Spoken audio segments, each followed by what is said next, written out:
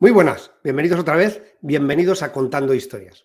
Hoy está con nosotros Pedro Corral, casi no necesita presentación porque lo tuvimos como invitado hace unos meses cuando nos estuvo hablando de las checas.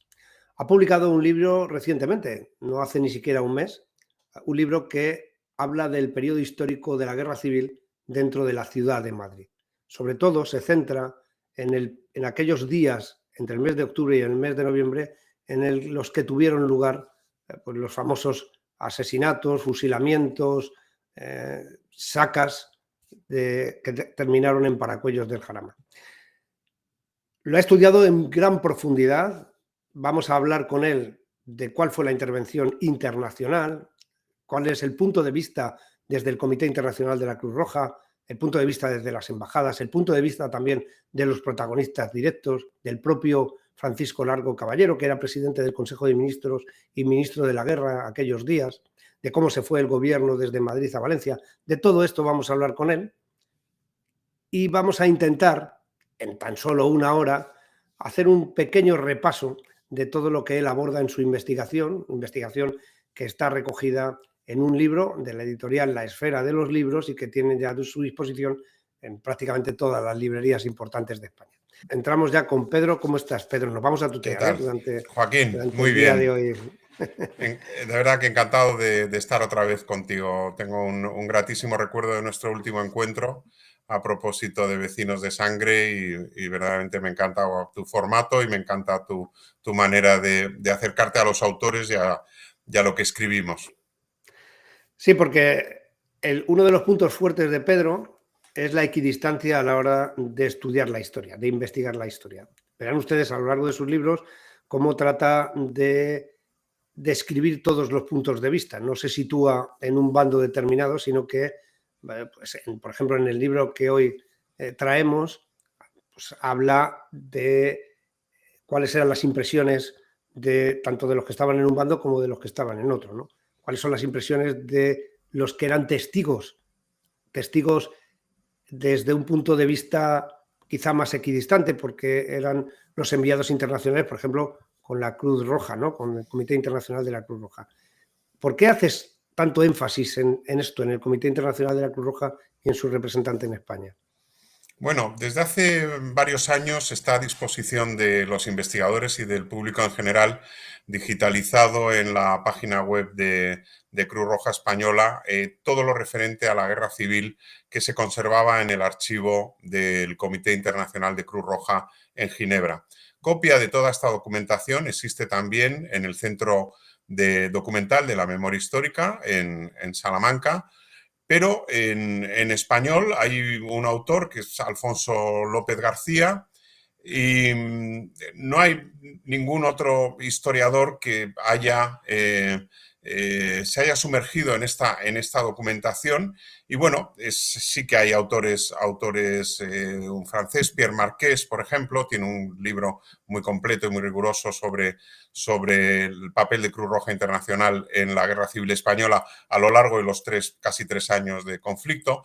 También está el libro de Sebastián Farré sobre el delegado de Cruz Roja Internacional en Madrid, ¿no? de George Cheny, que va a ser también protagonista en mi libro, pero verdaderamente no se había profundizado en España sobre lo que podría aportarnos esa documentación de Cruz Roja. Quizá el término de equidistancia, Joaquín, me vas a permitir, tenga cierta connotación negativa, ¿no? Parece como que a los que estudiamos y nos sumergimos en esta ingente cantidad de documentación todavía por explorar que queda de nuestra guerra civil, se nos pida un compromiso, no sé cómo decirte, como que nos traslademos hace 87 años, 90 años atrás y tomemos partido, ¿no? Bueno, yo creo que los que intentamos llegar a conocer un poco mejor la verdad de todo lo que sucedió en la guerra civil, nuestro compromiso es con la documentación, con el rigor, con la fiabilidad, con la objetividad de lo que estamos desentrañando, ¿no? Bueno, cada cual, evidentemente, tenemos nuestras ideas sobre la guerra civil, pero yo mi absoluto compromiso es con la independencia de juicio del lector.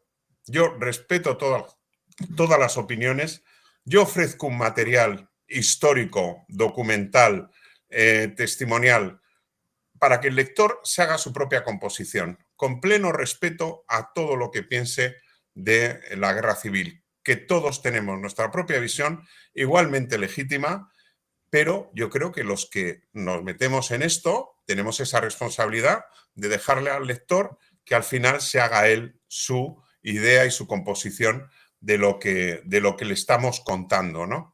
Bueno, en cuanto al papel de la documentación de la Cruz Roja, bueno, pues es muy fácil hacer este trabajo. ¿Por qué?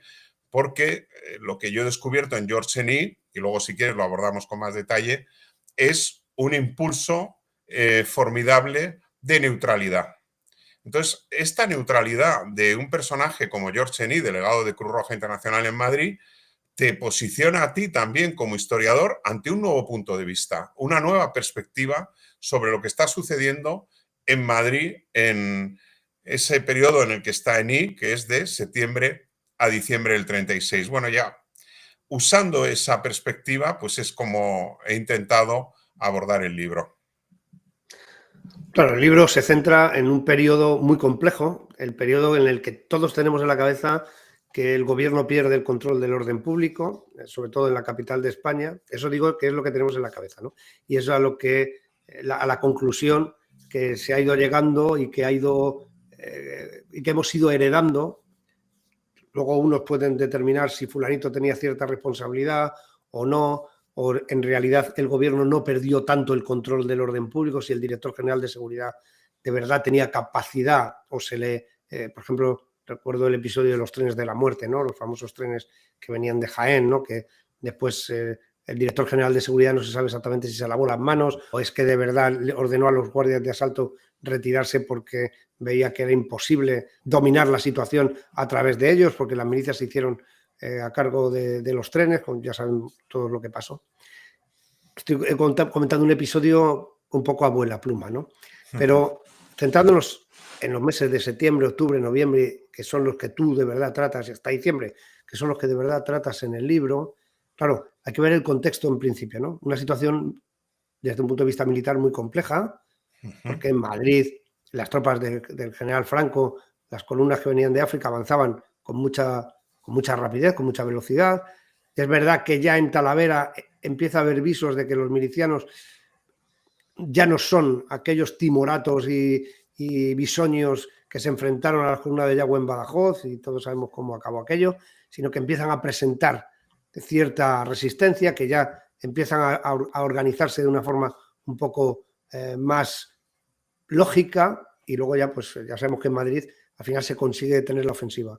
Pero para más o menos situarnos, porque no podemos abarcar todo el libro, claro, pero sí podríamos hablar a partir del 25 de octubre de 1936.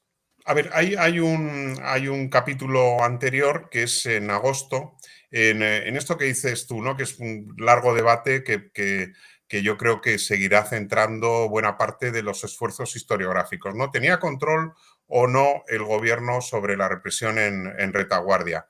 Hay que recordar que el 4 de agosto se crea en Madrid el Comité Provincial de Investigación Pública.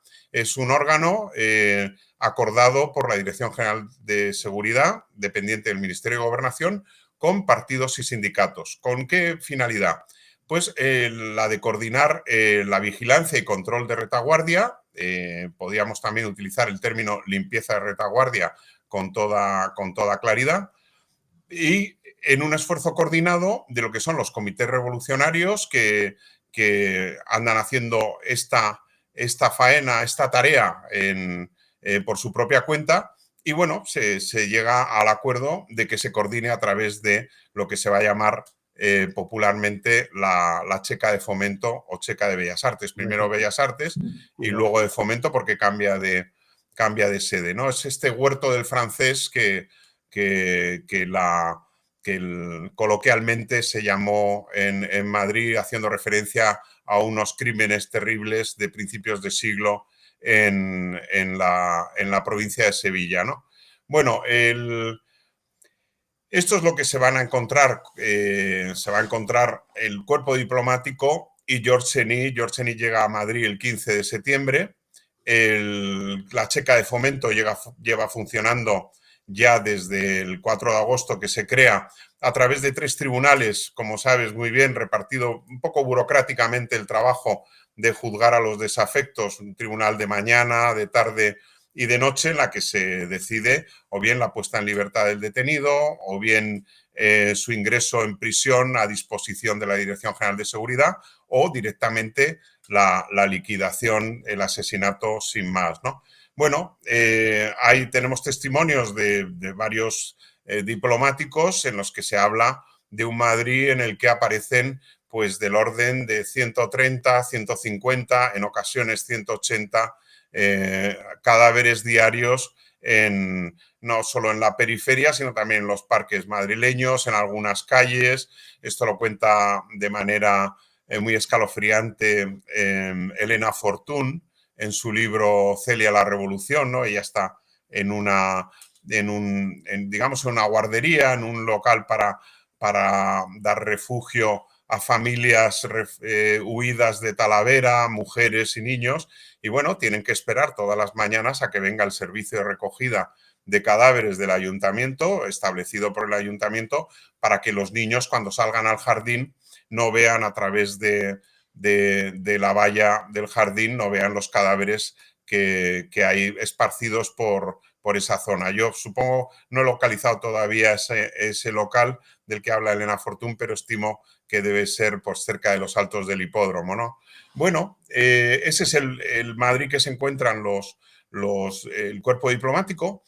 En el libro recojo muchos testimonios diplomáticos en los que aseguran que el gobierno está desbordado, pero a la vez está desbordado, pero a la vez intenta eso que Preston ha llamado la institucionalización de la represión, ¿no? A través de esta checa de fomento, ¿no?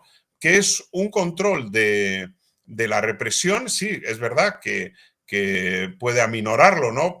Puedes hacer un control un poquito más exhaustivo que esas venganzas a sangre fría de los comités que asesinan sin cuento a tantísimos considerados desafectos, ¿no?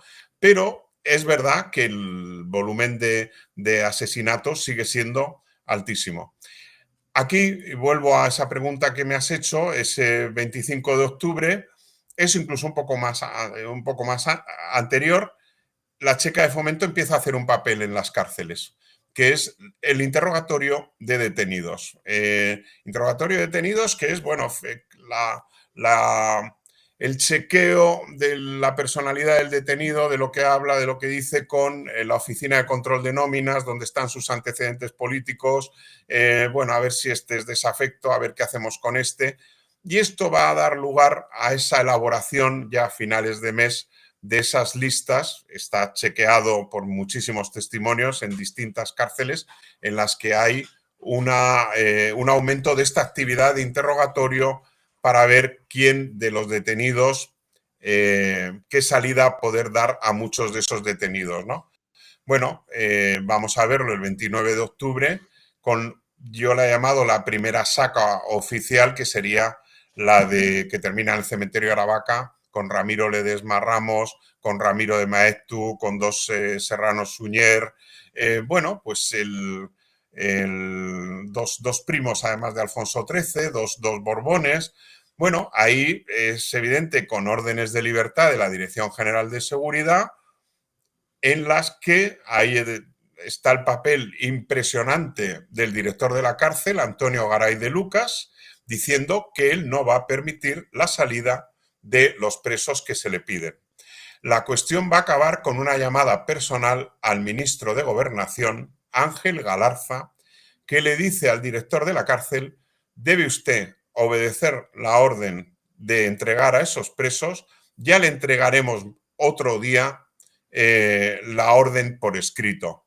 Bueno, ante esa orden de Galarza, explicitada por el director de la cárcel, Antonio Garay de Lucas, salen esos 32 presos que son asesinados en el cementerio de Aravaca, ¿no? A partir de ahí, bueno, pues la actividad de interrogatorio, de pedir a los militares que se reincorporen al ejército popular, al ejército de la República, bueno, va a ser ese toma y daca en el que ya hay un propósito, puede ser de traslado, vamos a hablar en ocasiones de un traslado entre comillas, o de verdaderamente, vamos a ver qué peligro suponen estos presos que tenemos en las cárceles, ¿no? Real o imaginaria.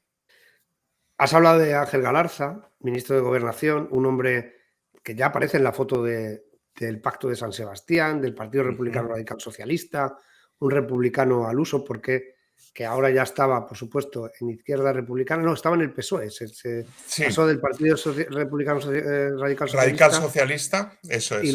luego acabó en el PSOE, en el Partido Esto Socialista es. Obrero Español. Pero Ángel Galarza, que era un republicano, pues Ujú, claro, aquí siempre separamos o tratamos de hacer entender que los partidos republicanos y los partidos proletarios sean cosas diferentes. No ujú, se puede comparar el Partido Socialista con cualquiera de los partidos que llevaran de apellido republicano, aunque sea un partido ujú. republicano per se, ni los partidos marxistas, ni los partidos afiliados a la Tercera Internacional, ni los sindicatos, los podemos englobar dentro del término republicano, o al menos así es como ellos se identificaban, ¿no? Partidos proletarios o partidos obreros y partidos republicanos por otra parte.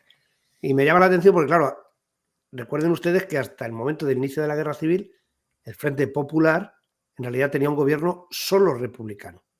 No había ministros ni del Partido Socialista ni del Partido Comunista y mucho menos de que venían del anarquismo, ¿no? Además, tú mencionas en este episodio que acabas de comentar que en el libro, más lo recuerdo perfectamente, también hacen mención a que ni siquiera se les ve fusiles a los que hacen la saca, lo que probablemente el asesinato se produjo a tiro de pistola.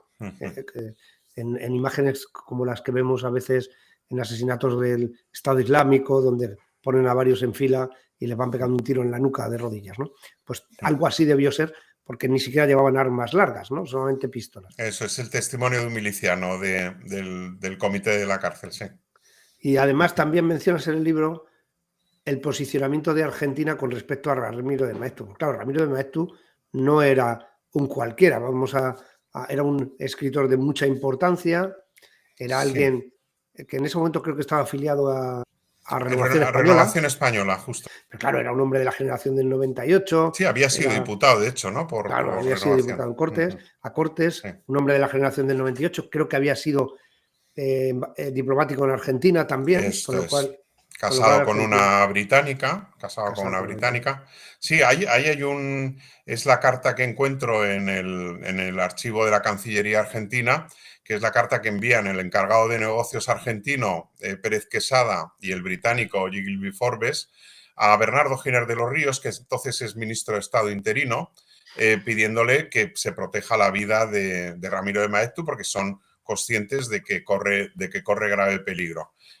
Bueno, es bastante tremendo porque estamos hablando de un gobierno en el que hay un ministro que recibe una carta pidiéndole que garantice la vida de un detenido y en ese mismo gobierno hay otro ministro que descuelga el teléfono para decirle al director de la cárcel donde está Ramiro de Maeztu que Ramiro de Maeztu debe ser entregado al comité de milicias que lo va a asesinar en el cementerio de Aravaca, ¿no? Para que nos hagamos una idea de la tremenda tragedia que se está viviendo en esos momentos en las cárceles y en Madrid, ¿no?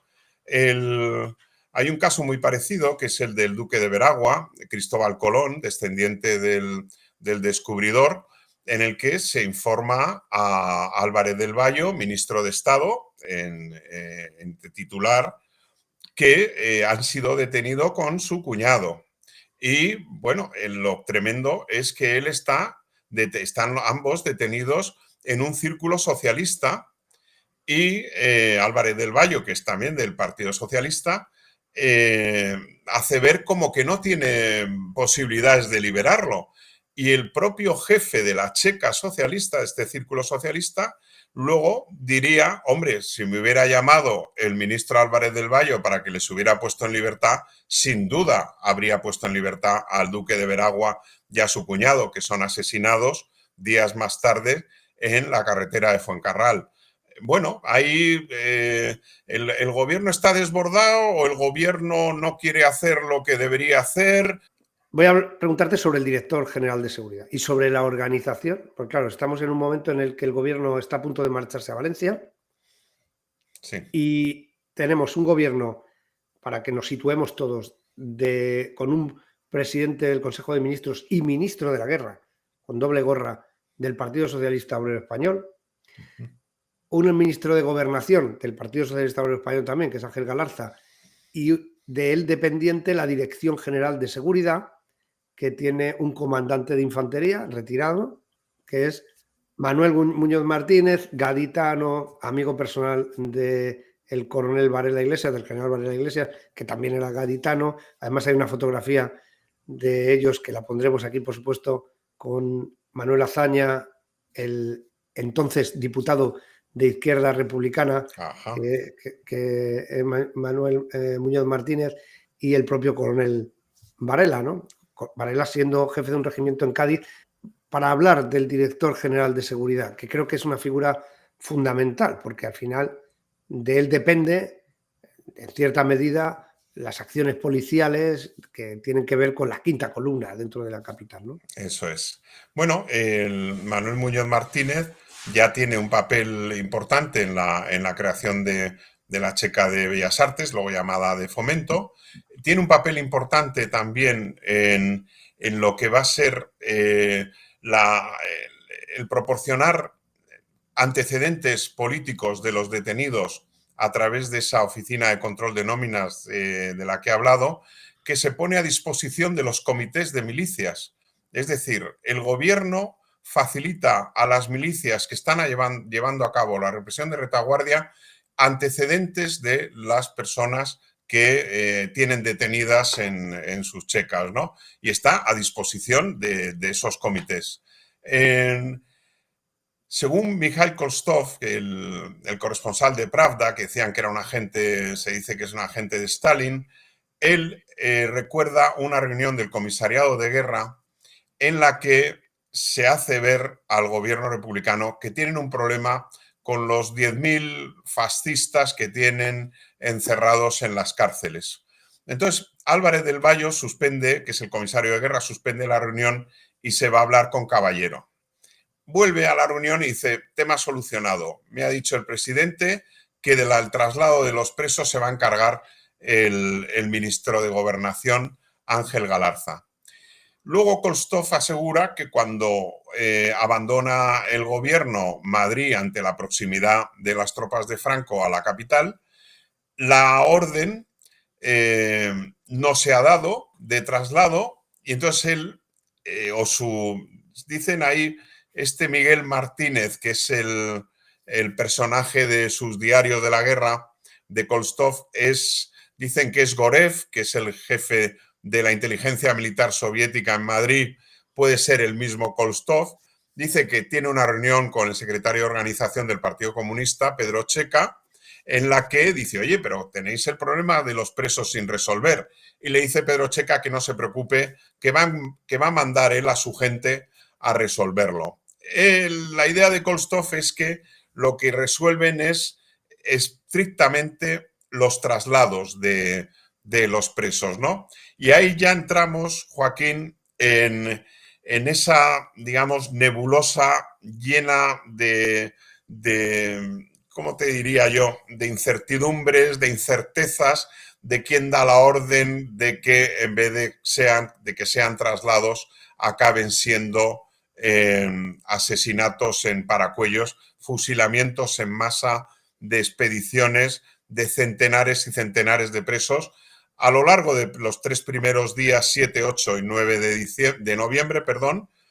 Luego, detenido, se detienen las sacas con el primer nombramiento de Melchor Rodríguez.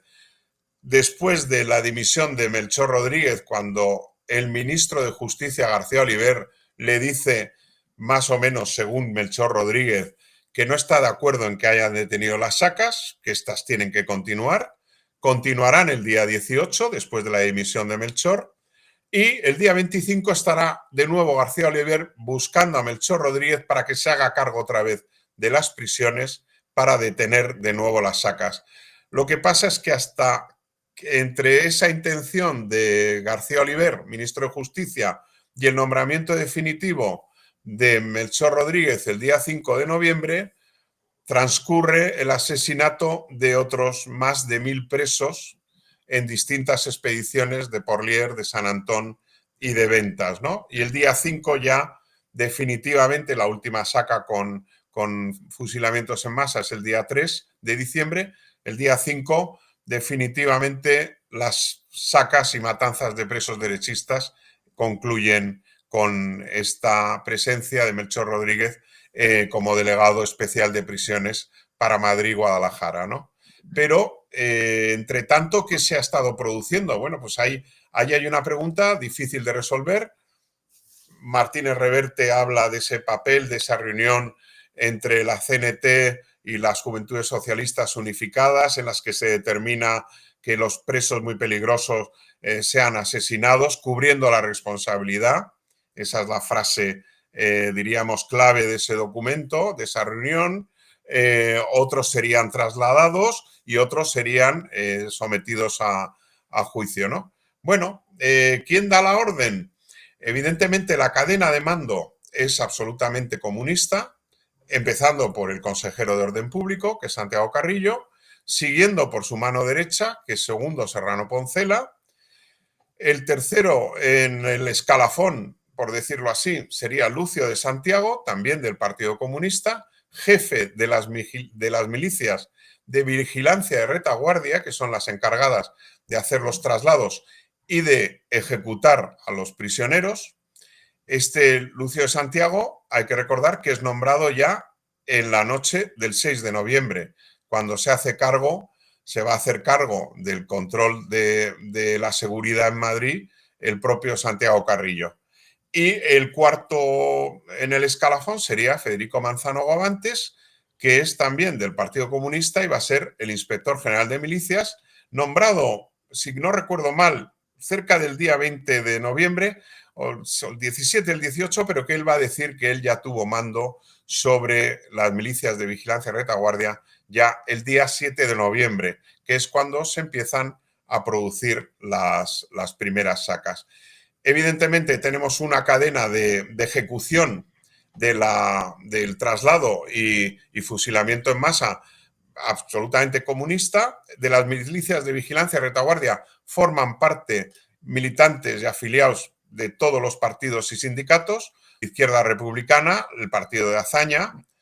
Vamos a contextualizar, porque nos estás hablando de muchos personajes de forma muy continua, lógicamente, y para que todos más o menos nos vayamos situando, en 1936 se inicia la Guerra Civil, los gobiernos republicanos, estos que hemos dicho del Frente Popular, pasan a tener e incluso a ser liderados por los partidos proletarios, y en este gobierno de Largo Caballero hay un momento en el que se decide también incluir a ministros anarquistas.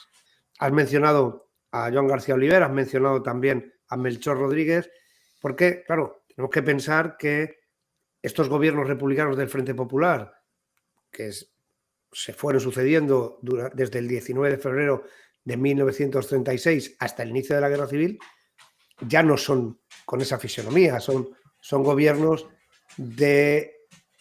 liderados por partidos obreros, en este caso por Largo Caballero, que es ministro de la Guerra, a la vez que presidente del Consejo de Ministros, y por primera vez se incluyen ministros anarquistas. ¿Qué pensaba Azaña de que Joan García Oliver, un señor que había pertenecido a los solidarios, si ustedes recuerdan, en los años 20 cometían atentados, eran la parte de acción directa más brutal dentro del anarquismo, entre los que estaban pues Ángel Pestaña, Buenaventura Durruti y este propio Joan García Oliver? ¿Qué podía pensar Azaña de que García Oliver fuera ministro? Porque lo mencionas en el libro. Sí, bueno, Azaña lo deja claro en sus diarios, en sus apuntes, está horrorizado del nombramiento de García Oliver. Y fíjate, Joaquín, hasta qué punto llega su determinación de no aprobar el nombramiento de García Oliver, que en una reunión en la que asiste el propio Largo Caballero y Giral le advierte a Azaña que se va a saber que ha sido él el que se ha opuesto al nombramiento de García Oliver. Y fíjate la advertencia que le hace Giral.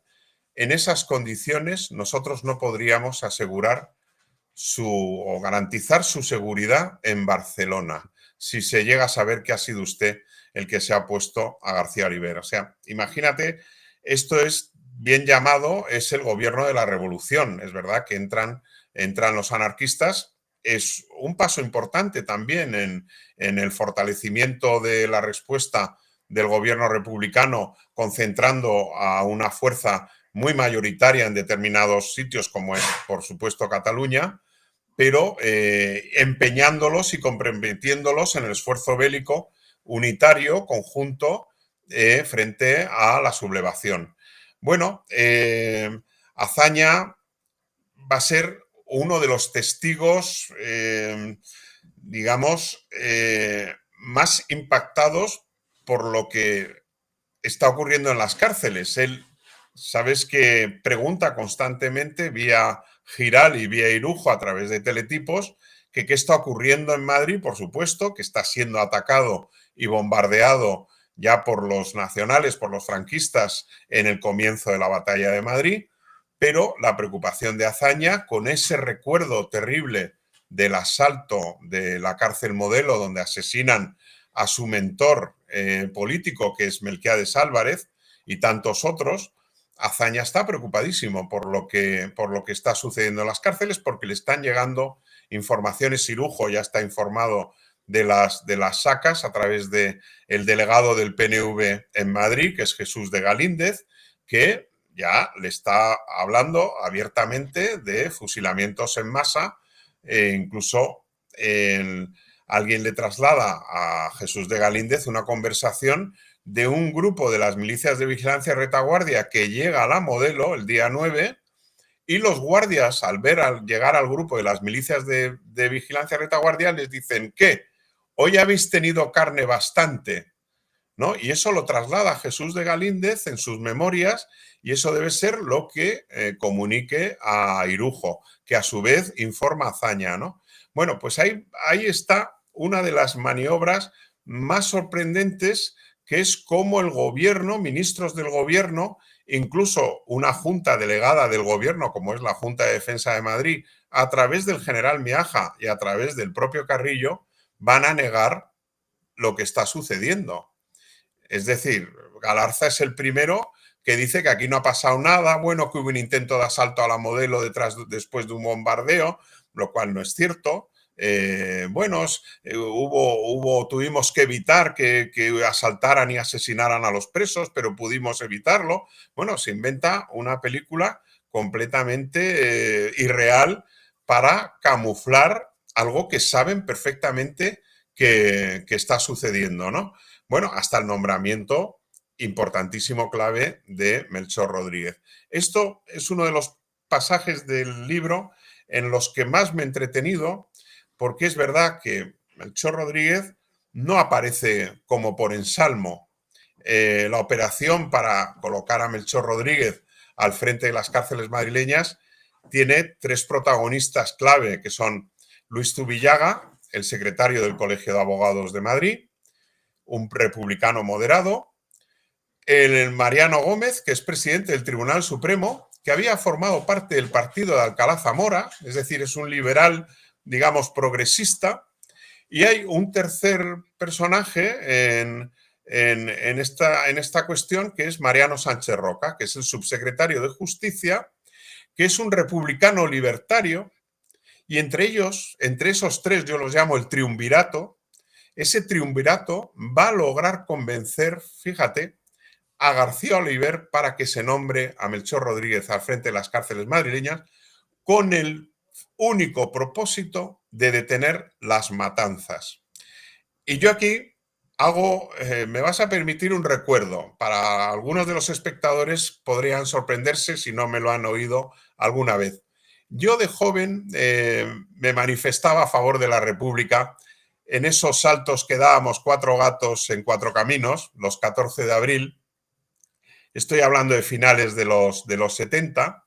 Bueno, pues era una suerte de vocación idealizada de la Segunda República a través de esos poetas que admirábamos, ¿no? Que sabíamos muertos, exiliados, o en el exilio interno por su compromiso con la República. Eran, pues, por supuesto, García Lorca, Antonio Machado, Cernuda, Miguel Hernández. Sí, sí, estamos todos igual. Entonces, en esa evocación casi poético-política, bueno, pues añorábamos y reclamábamos el recuerdo de esa Segunda República, digo yo, idealizada. Luego ya el idealismo se te va pasando con la lectura. En mi caso, no digo que tenga que ser el de todo el mundo. Y bueno, de alguna manera me ha despertado esa evocación, el compromiso absolutamente decidido de republicanos convencidos en esos meses terribles de noviembre y diciembre del 36, viendo cómo los principios republicanos por los que habían luchado toda su vida, y ahí meto también a Melchor Rodríguez, estaban viendo cómo eran atropellados y aniquilados en esas matanzas de presos derechistas. Y es su fidelidad a los principios republicanos que han guiado sus vidas lo que hace que estos héroes, y así los llamo, héroes humanitarios en el subtítulo del libro, logren paralizar las matanzas de presos. Una vez, desgraciadamente, y tienen que volver a hacerlo una segunda vez porque se retoman, ¿no? Bueno, a mí me parece, no estaba muy bien estudiada la figura de Luis Zubillaga, tanto que jamás se había consultado, creo, hasta donde llego, el consejo de guerra que le hacen los franquistas a Luis Zubillaga, donde va a contar toda su actuación en el Madrid de la guerra, salvo, fíjate, Joaquín, el bueno de Luis Zubillaga, que es clave en el nombramiento de Melchor Rodríguez, va a callar ante los jueces militares franquistas solo un capítulo de su experiencia en la guerra. Es tremendo. Va a silenciar su papel en la detención de las masacres de Paracuellos. ¿Por qué? Creo yo, es una suposición. Porque no quiere verse ni implicado positivamente como autor, como clave, personaje clave de esa paralización en un capítulo tan siniestro como es Paracuellos del Jarama. Y este bueno de Luis Zubillaga, que se afilia a UGT al comenzar la guerra, al final los franquistas le van a condenar a 20 años de cárcel en un primer juicio. ¿Por qué? Porque el auditor de guerra quiere que vaya al paredón, porque ha insultado a Franco en algunas alocuciones radiofónicas, porque firma un folleto que se distribuye por toda Europa denunciando las barbaridades del bando franquista en su territorio, junto con el decano entonces del Colegio de Abogados, que era Eduardo Ortega y Gasset, hermano del filósofo, de José. Y bueno, dicen que no, que la condena de 20 años no sirve y alguien, seguramente pues por todas las vidas que había salvado Luis Zubillaga, alguien debe interceder por él y consigue que se repita el juicio. Eso no le libra de una segunda sentencia a cadena perpetua, que eran los 30 años que establecía el código, ¿no? Bueno, este Luis Zubillaga para mí ha sido un personaje discípulo de Leopoldo Alas, el hijo del autor de La Regenta, rector de la Universidad de Oviedo, fusilado por los franquistas en el año 1937. Es un hombre que, por ejemplo, y perdona que me extienda, solo un detalle. Él cuando llega, se hace secretario del Colegio de Abogados, le nombran en julio del 36, una vez obligada a dimitir la junta directiva anterior. Él encuentra entre los papeles del colegio unas instancias firmadas al anterior decano, fíjate, el citado Melquiades Álvarez, pidiéndole que el colegio condenara el asesinato de José Antonio Primo de Rivera. Dice Zubillaga, de cuya amistad me honré en vida, porque José Antonio Primo de Rivera era colegiado también de la abogacía madrileña, ¿no? Bueno, pues este señor lo que ve es un listado de abogados, de compañeros suyos de profesión, firmando esa instancia de condena del asesinato de José Calvo Sotelo, y lo que hace es llevárselo a su casa. porque sabe que esa lista le puede costar la vida a todos los compañeros firmantes. Bueno, este es un señor que está anteponiendo a cualquier otra circunstancia, a la ideología, a las barbaridades que está viendo en el Madrid bajo el asedio franquista, bajo las bombas franquistas, bueno, que antepone el principio de humanidad, esos principios en los que él creía, republicanos. Él era del Partido Nacional Republicano, un partido republicano moderado, que no firmó el pacto del Frente Popular. Bueno, pues de repente son esas singularidades, esos individuos que te abren una perspectiva absolutamente insólita, sorprendente, nueva sobre aquellos sucesos, ¿no? Bueno, esta es la historia de Luis Zubillaga, pero podía extenderme en la de Mariano Sánchez Roca, que era, por supuesto, amigo de Melchor, amigo de Luis Zubillaga. Sabes que Luis Zubillaga fue defensor de Melchor Rodríguez en los juicios que tenía, porque Melchor Rodríguez está detenido en las cárceles monárquicas de Alfonso XIII, pero también en las republicanas. Y bueno, tiene ahí a Luis Zubillaga que le defiende. Y bueno, era anarquista, es que no podemos olvidar que el anarquismo no participa del régimen hasta el año 36 prácticamente. Ahí está, claro. Y luego Zubillaga había empezado también con ciertas inclinaciones libertarias. En el año 31 era del Partido Radical Federal Democrático, que bueno, próximo a la CNT. Era colaborador del diario La Tierra, un diario libertario, lo mismo que Melchor Rodríguez. Diario La Tierra, del que era subdirector Mariano Sánchez Roca. O sea que volvemos otra vez a ese triángulo de amistad, de afinidad ideológica, de camaradería, de 3, 4 republicanos absolutamente convencidos, a republicanos de la primera hora, que ven que algo está, que están poniendo en peligro la credibilidad del gobierno republicano estas matanzas, ¿no? Y ahí podemos hablar luego del papel del cuerpo diplomático en la denuncia de las masacres, ¿no? Importante lo que has sacado del cuerpo diplomático. Lógicamente, con el tiempo que tenemos no nos da tiempo a repasarlo todo, como digo, porque tú recoges en el libro muchísimos episodios muy importantes y que son fundamentales también para entender cómo se lleva a cabo toda esta represión. Planteas además con muy buen criterio y con muchísima información quiénes podían o no ser más o menos responsables. Has citado el caso de Melchor Rodríguez, el Ángel Rojo, que yo creo que es el más conocido de todos por aquella frase de por la ideología se muere pero no se mata, ¿no? Por ejemplo, y que es un personaje que pues yo creo que emociona cuando uno lee de verdad toda la historia y la valentía que mostró simplemente para evitar que se asesinara impunemente a personas que no pensaban igual. Bueno, pues son figuras de esas que emergen, que conocemos sobre todo en el bando republicano y que no tanto conocemos en el otro lado porque, lógicamente, la represión no sufrió un proceso como la causa general en la que podemos tener toda la información de todo lo que pasó en Castilla de la Vieja, sobre todo en aquellas zonas en las que en Galicia de primera hora ya quedaron en el bando nacional, ¿no? Y cuando tú hablas de Melchor Rodríguez, cuando hablas de Joan García Oliver, los dos anarquistas que están en el Ministerio de Justicia y que también es un poco, o sea, un poco, no deja de ser una contradicción esto de un anarquista en el Ministerio de Justicia y otro anarquista a cargo de las prisiones, ¿no?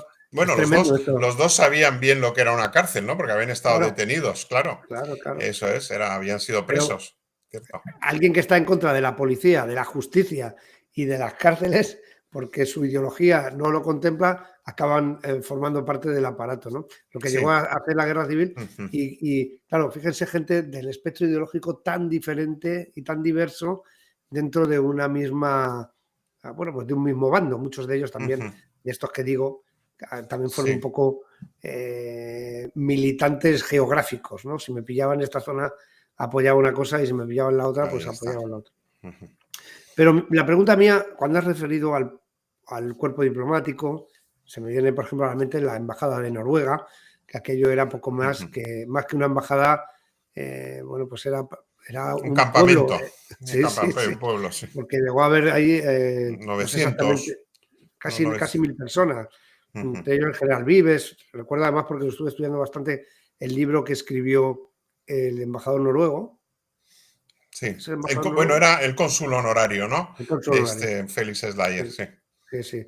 Que escribió Era. un libro Ujú. además muy interesante porque nos aporta un punto de vista y además también nos cuenta lo difícil que era alimentar Sí, a toda esta gente que tenía en la embajada. La claro. noruega no era la única, ¿no?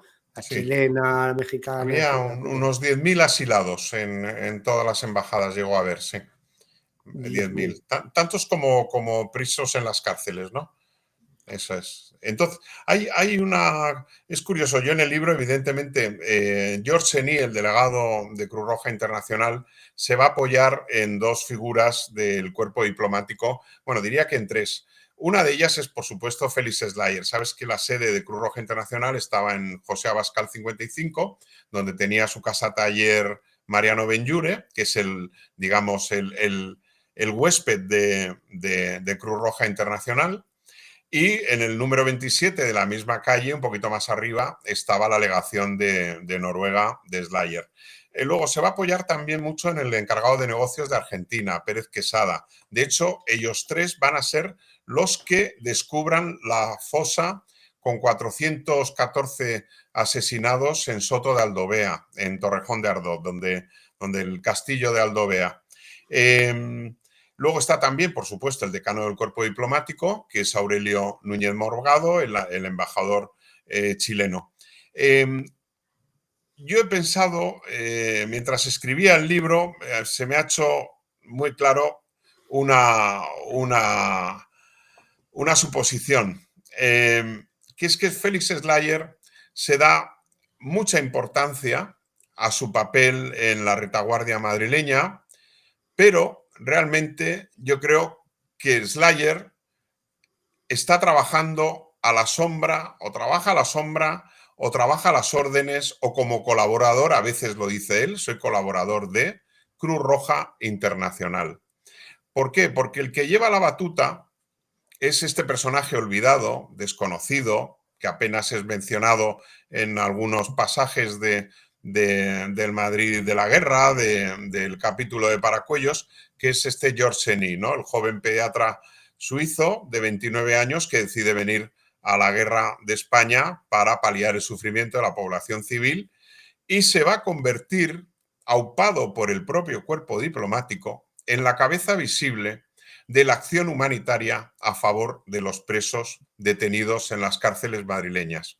Hasta tal punto, y este es el pasaje, yo creo, clave como puedes imaginar del libro, le encargan que él sea el que escriba una carta el 2 de noviembre a Francisco Largo Caballero, haciéndole saber que debe proteger la vida de los presos, puesto que están amparados por los convenios internacionales firmados por España que reconocen su condición de prisioneros de guerra. Aquí podríamos debatir largamente si Largo Caballero podía reconocerles como prisioneros de guerra sin que eso supusiera el reconocimiento de la beligerancia, de bando beligerante Claro. de los sublevados. Cruz Roja Internacional está por encima de eso. Hay una convención internacional en Ginebra en 1921 donde Cruz Roja establece los requisitos y condicionamientos para la intervención en guerras civiles, revoluciones o catástrofes calamitosas en cualquier país.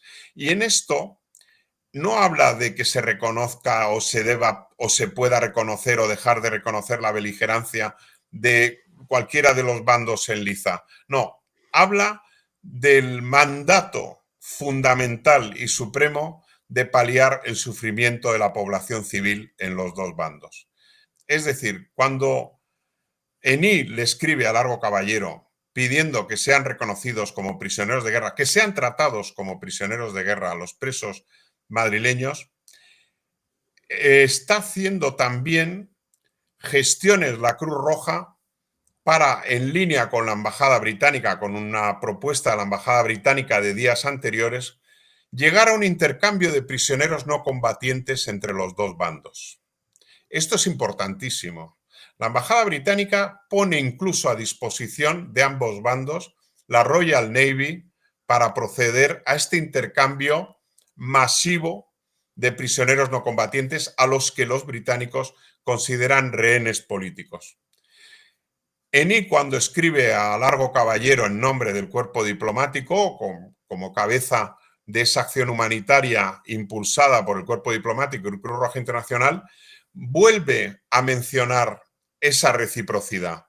Le dice a Largo Caballero, por supuesto, lo que estamos esperando es que el bando franquista cumpla también con esa liberación o con la protección de los presos como prisioneros de guerra.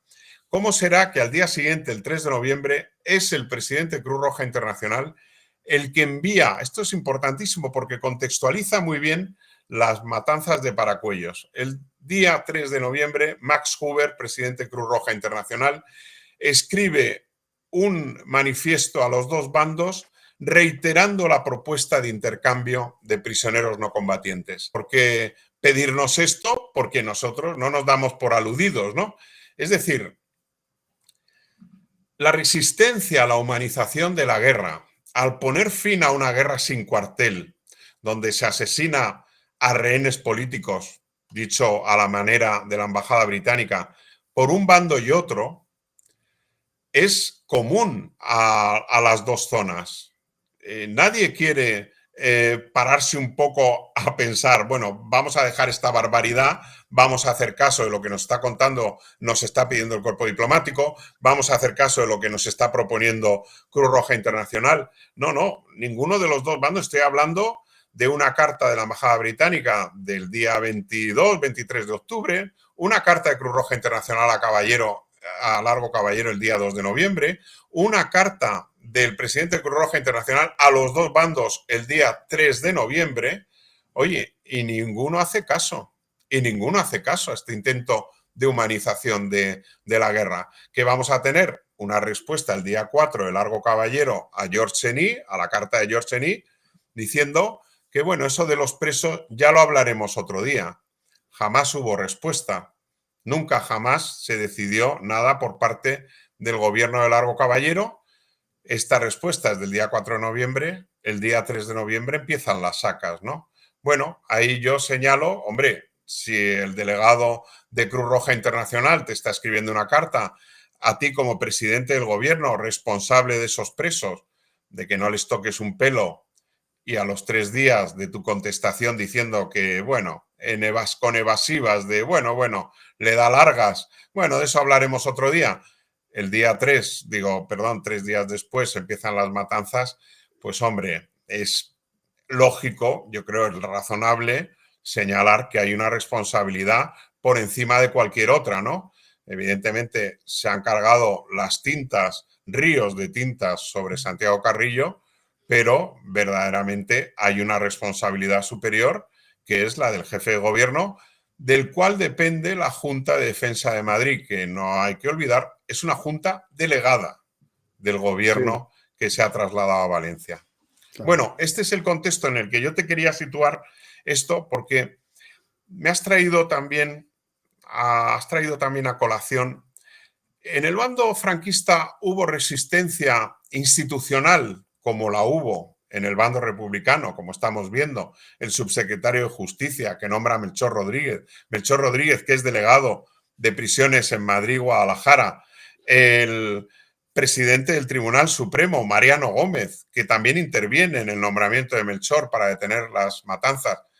¿Hubo en el bando nacional una respuesta institucional o una reacción institucional para frenar los atropellos, la barbarie, los asesinatos, la represión cruenta de retaguardia? Pues la respuesta es no. Cartas dirigidas a jefes militares, incluso a Franco, pidiendo que los legionarios dejaran de fusilar según entraban en los pueblos.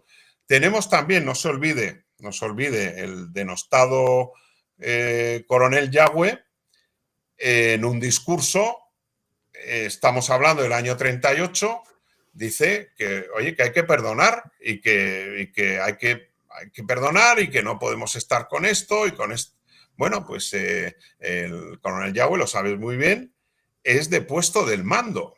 Bueno, esa es la realidad, ¿no? A mí me sorprende mucho esa doble propuesta de la embajada británica. Era Sir Henry Chilton, que vivía entonces en San Juan de Luz o en Hendaya, pero transmite esa propuesta a los dos bandos.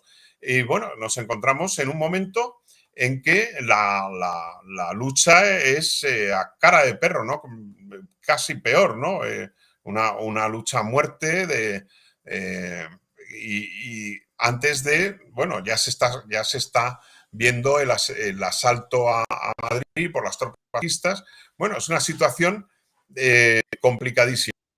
Hay un episodio que me llamó mucho la atención en cuanto a, bueno, vamos a ver, los traslados y luego ya las ejecuciones, bueno, pues nada, se tuvieron que hacer porque, claro, era un peligro que los militares que estaban y falangistas que estaban detenidos en las cárceles madrileñas se pudieran sumar al ejército de Franco. Bueno, yo he confirmado un episodio por dos fuentes que es muy llamativo y que viene a bueno, cuestionar esta justificación. Y te lo cuento y se lo cuento a los espectadores de manera muy rápida. El día 15 de noviembre va a ser el día que crucen los franquistas definitivamente el río Manzanares y alcancen las posiciones en las que más o menos van a quedar situados y clavados durante el resto de la guerra. En Ciudad Universitaria, Parque del Oeste, el espolón del Clínico lo conseguirán conquistar el día 18. Ahí al pie morirá Durruti en esas circunstancias extrañas. Bueno, el caso es que el 15 de noviembre la Modelo queda a tiro de fusil de las fuerzas de Franco. Si existía ese miedo a que los presos de la Modelo y de las otras cárceles madrileñas se pudieran sumar a las fuerzas de Franco, fíjate lo que son las cosas, que el jefe de milicias de la Modelo, un socialista cartonero, que es Pablo del Valle Vázquez, llama a la Dirección General de Seguridad diciendo tenemos que evacuar la cárcel, los franquistas están aquí al lado, a menos de 1 kilómetro. Bueno, la contestación de la Dirección General de Seguridad es sí, evacúa la cárcel, muy bien. Y el otro dice, muy bien, ¿y cómo? Dice, búscate la vida. ¿Cómo que me busque la vida? Bueno, hasta tal punto Pablo del Valle testimonia que su comité de milicias, del que es jefe en la Modelo, tiene que hacerse con coches ligeros para hacer ese traslado. El día 15 hablo. El día 15 hay dos traslados. Estamos hablando de 600, 900 presos, unos a Porlier y otros a San Antón. Bueno, pues en los partes de la jefatura del aire franquista del día 15 de noviembre, los observadores y pilotos franquistas acreditan columnas de coches ligeros en situación una hacia Porlier y otra hacia San Antón.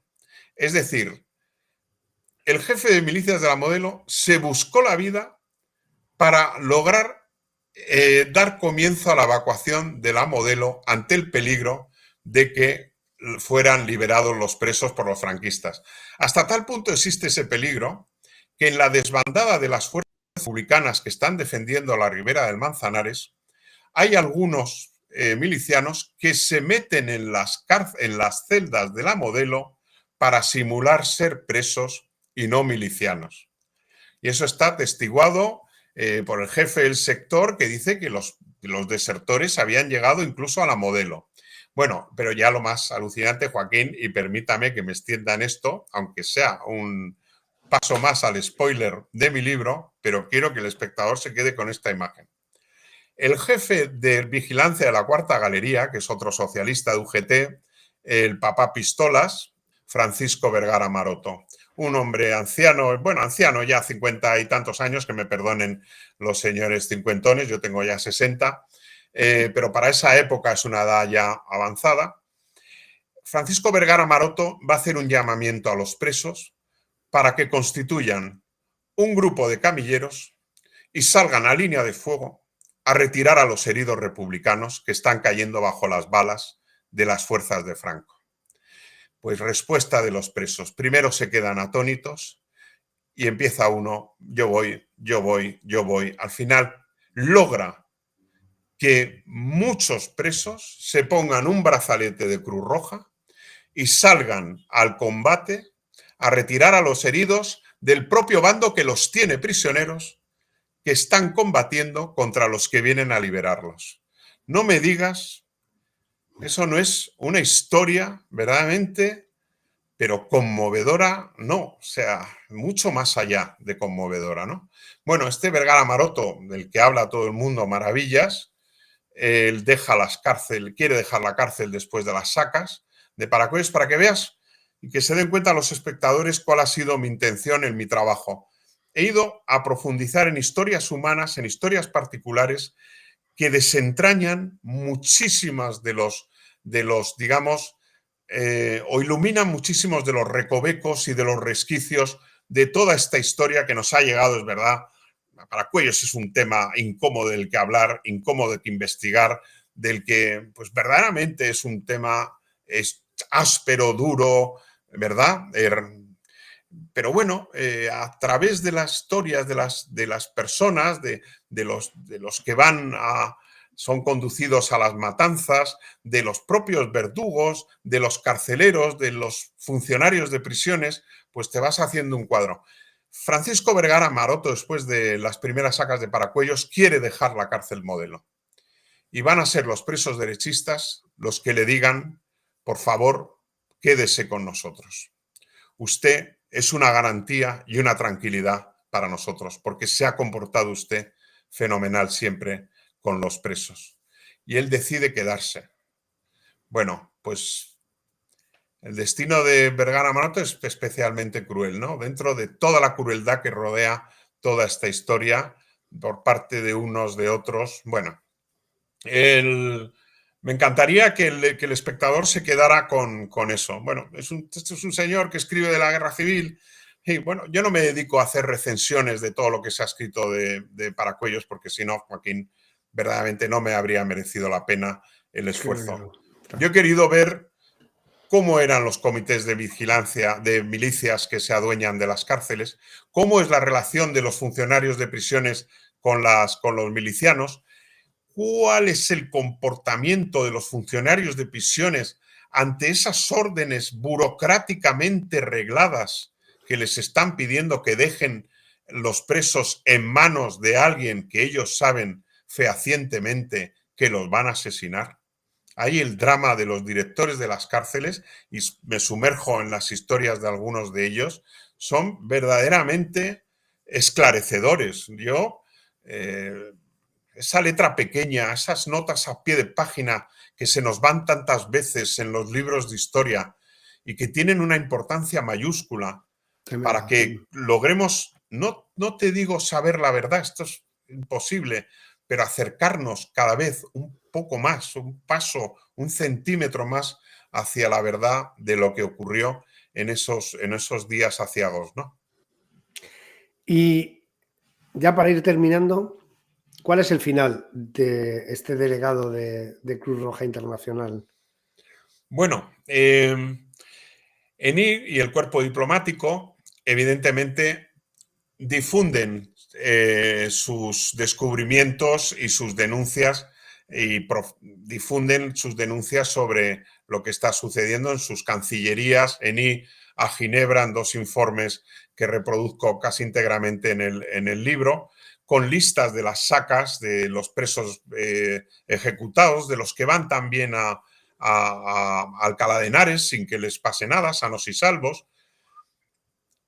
Y ENI, yo creo que en un momento dado, sin que haya avisado a Ginebra de su intención de volver, tiene una urgencia tremenda en abandonar Madrid. Esto sucede el 5 de diciembre, coincidiendo en esos días con el asalto a la embajada de Finlandia. Él advierte a Ginebra de que todos los asilados de las embajadas están en riesgo de muerte por el asalto a la de Finlandia. Él cree que va a ser ya la debacle definitiva. Sabe lo que ha ocurrido en Paracuellos y se espera que pueda suceder otra cosa aún más grave con los asilados. Pero, ¿cómo será que él debe conocer que su vida corre grave peligro en Madrid? Entonces él consigue embarcarse en un avión de la embajada francesa con la excusa de llevar a dos niñas, María Carlota y María Dolores el Cabello Sánchez Pleités, llevarlas para que se encuentren con su madre en Bruselas y tal, y con esa excusa se embarca en este avión de la embajada francesa. Es bastante singular que alguien que ve amenazada y siente amenazada su vida, a los 10 minutos de despegar el avión en el que se ha embarcado para huir de esa amenaza, vea cómo el avión es ametrallado por un caza soviético. Él será herido con una bala de este caza, que es una bala de Polikarpov y 15 Chato, en el gemelo. Le operará el doctor Manuel Bastos Ansar en el Hospital Palace. El doctor Bastos Ansar es el que atiende a Ardurruti en su agonía en el Hotel Ritz, después de recibir ese disparo en el día 19. Muere un periodista francés a los 3 días de ese derribo, es Luis Delapré, un corresponsal de Paris Soir, que había denunciado de manera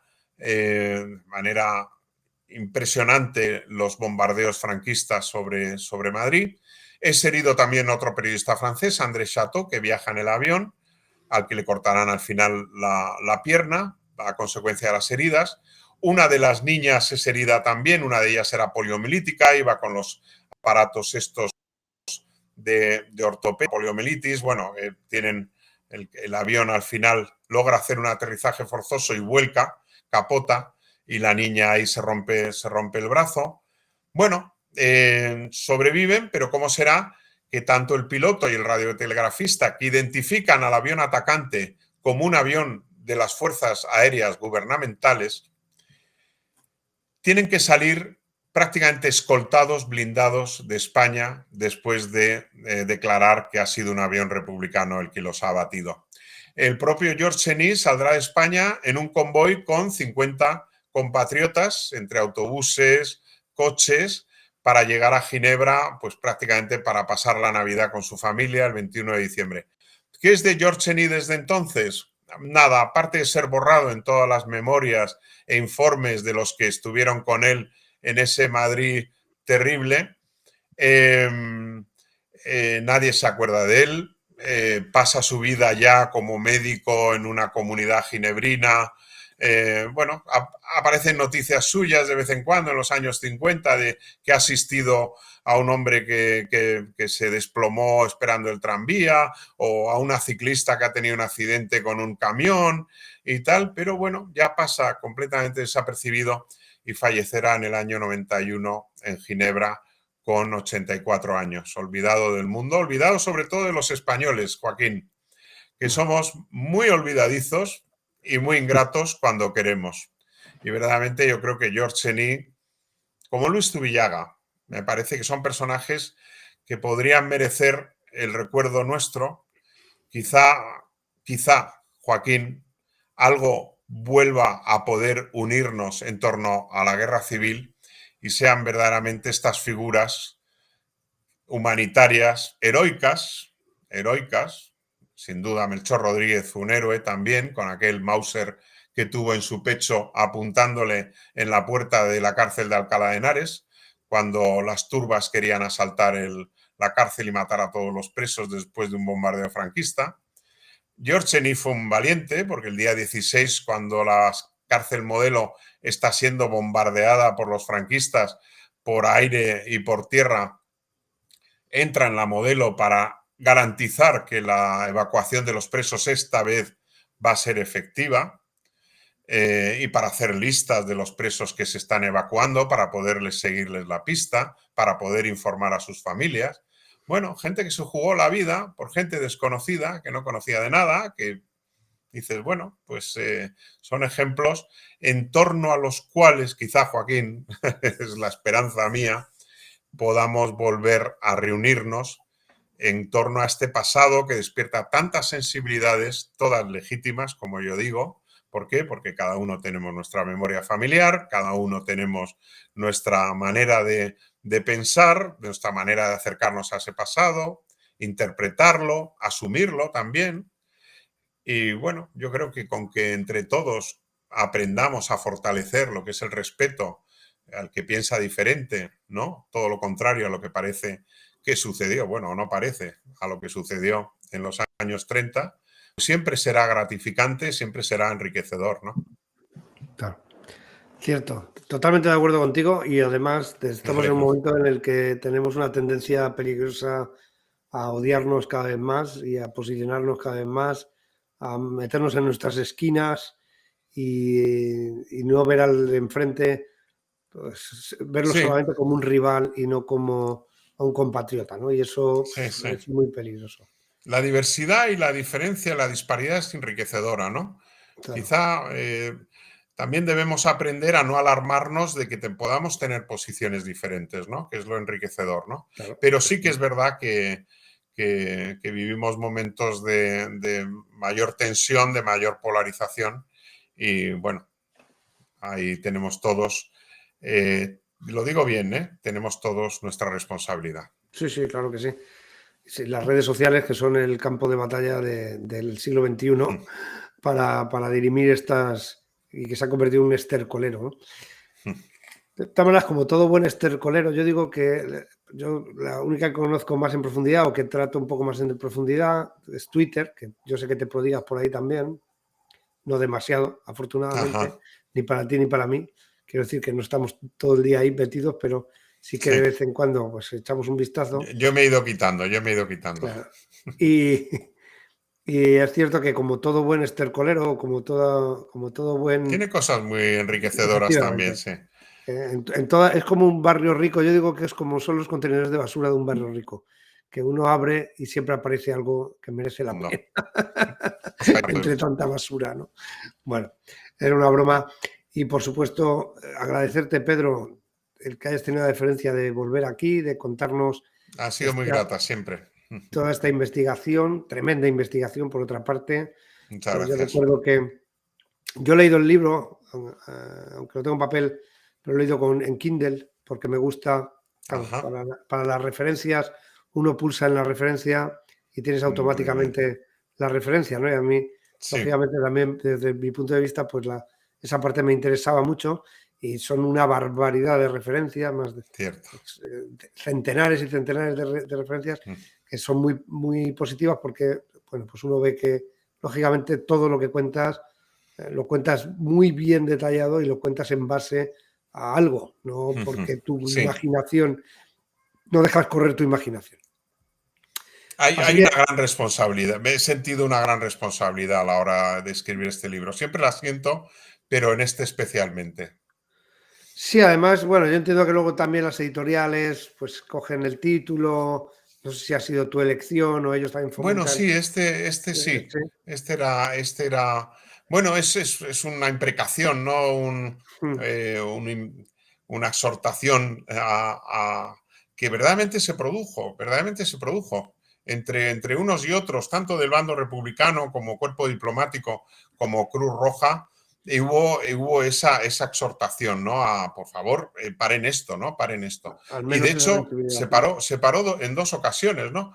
Yo, es verdad, bueno, la responsabilidad, bueno, verdaderamente hay que reconocerle al gobierno republicano, al gobierno de Largo Caballero, que ampara las medidas de Melchor Rodríguez para parar las sacas y las matanzas. Pero mi pensamiento va un poco más allá. Si el mismo gobierno que tuvo la palanca para parar las matanzas, no tuvo también en sus manos la palanca para ponerlas en marcha. Esta es la Claro. cuestión, ¿no? Y no digo solo una, sino en dos ocasiones, ¿no? Pues muchas gracias, Pedro. Ha Creo que sido ha un quedado más placer, que claro. Joaquín. Les Oye, y dejaré el... permíteme terminar con mi felicitación por tu trabajo como asesor y en tu cameo en Tratamos demasiado bien a las mujeres. Esta obra que yo no he visto, esta película de Clara Bilbao que yo no he visto, pero que me apetece mucho ver. Me apetece realmente ver porque creo que puede ser una mirada singular, original a la cuestión y al tema de las dos Españas. Verdaderamente es una de las películas que me apetece ver. Bueno, pues nada, muchas gracias. La verdad que fue una experiencia positiva porque Me un intruso, alegro. ser un intruso en el mundo del cine y conocerlo por dentro, pues tiene su aquel, ¿no? Ya Qué te bueno. contaré más en detalle. Muy Pues bien. muchísimas gracias. Te esperamos para el siguiente libro, sea cuando fuere. Que aquí siempre eres bienvenido y que podamos hablar, porque hablar de historia es nuestro entretenimiento, es nuestro Así es. conocimiento, y cuando uno aprende de su pasado, seguro que puede tener un mejor futuro. Y eso Ahí es está. algo que necesitamos más que nunca, habida cuenta de lo que hemos comentado. No nos va bien esto de ir a la gresca porque tenemos un pasado, no solamente hemos tenido una guerra civil, desde que los franceses abandonaron, se fueron por los Pirineos hacia el norte, hemos tenido muchas guerras, pero siempre han sido entre nosotros. Sí, Así que es tiempo un lamentablemente. poco de que volvamos un poco a recuperar ese espíritu conciliador de hace unos años. Tenemos un gran país. No nos olvidemos de ello. ¿Eh? Tenemos que merecérnoslo. Y a ustedes, pues nada, les esperamos en el próximo vídeo. Muchas gracias por estar ahí, gracias por ver estos episodios históricos, gracias por darle al me gusta, ya saben, el pulgar para arriba, y nos vemos en el siguiente. Gracias. Hasta pronto.